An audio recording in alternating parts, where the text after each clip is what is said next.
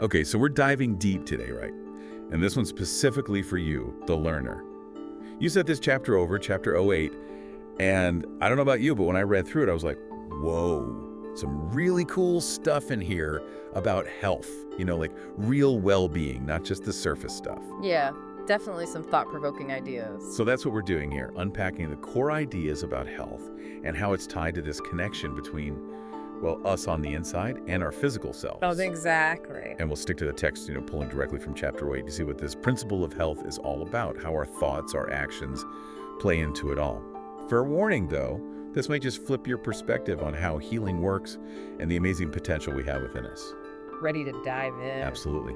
Let's get into it. Chapter 08, right, it kind of throws us right into this idea of getting health from what it calls a supreme or thinking substance. Those are some pretty loaded terms, right? Yeah, right off the bat, yeah.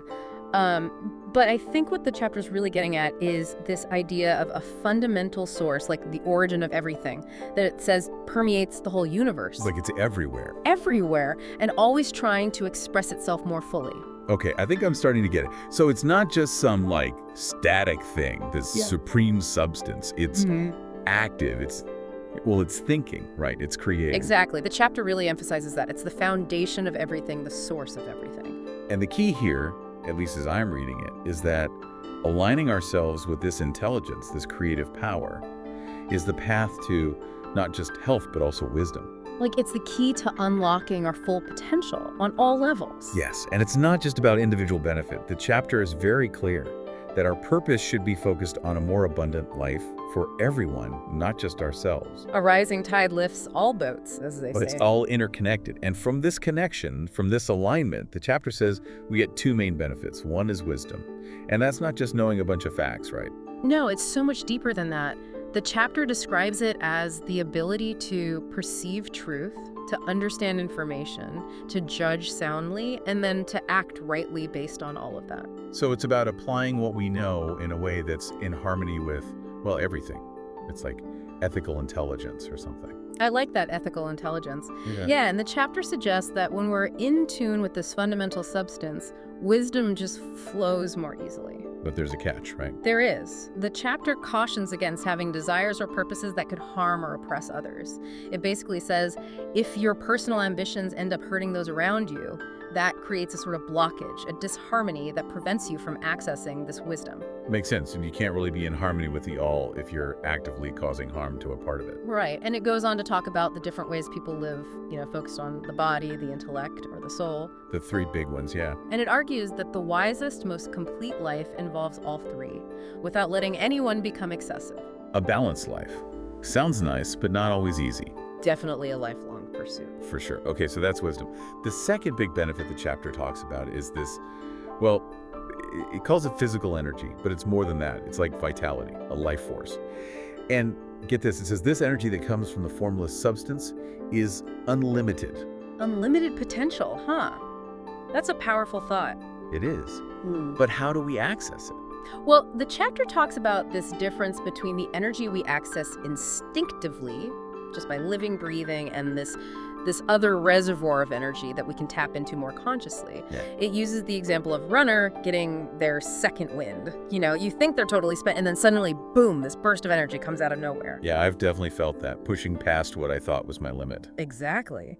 And the chapter suggests that through things like unwavering faith, consistently thinking about strength, having a clear purpose, and taking continuous action, we can tap into this deeper well of energy. So it's not just about physical exertion. It's about our mindset, our beliefs, our actions all working together. Exactly. And it even applies to healing. It suggests that someone who's ill can receive this vital energy for recovery by having that same unwavering faith, by being in harmony with the source, and by keeping those basic bodily functions working as best as they can. So it's about actively aligning ourselves with this source, not just passively hoping for a boost of energy. Exactly. Intention matters.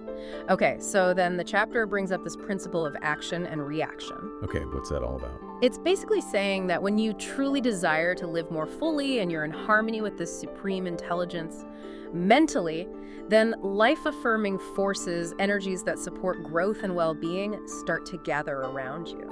like the universe is responding to your intentions. Exactly. And it even uses those powerful quotes like, "Ye shall ask what ye will, and it shall be done unto you, and your Father giveth not his Spirit by measure. He delights to give good gifts to you." Powerful stuff. It's really emphasizing this idea of abundance and the potential that opens up when we're aligned with this source. I'm seeing a theme here.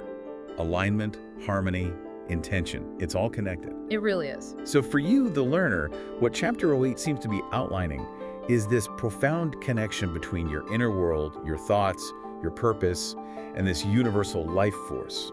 And it's suggesting that this connection directly impacts your health and well-being. Yeah, and that by cultivating a strong desire for a more abundant life, for yourself and for everyone, and acting with faith and purpose, you can tap into a limitless source of energy and wisdom. Big takeaway for sure. And it leaves us with this question. How do your desires, your purpose, align with this idea of a more abundant life for all? Could shifting your perspective unlock new levels of vitality and understanding? Something to ponder, right? Absolutely. And remember, this is just Chapter 08. There's a whole lot more to explore in the chapters to come. What questions does this raise for you about your own health journey? What aspects of this abundant life resonate with you the most? Think about those things as you keep reading, as you keep learning. And remember, we're here with you on this journey, diving deep into these ideas together. Keep those questions coming, the learner. We'll see you in the next deep dive. See you then.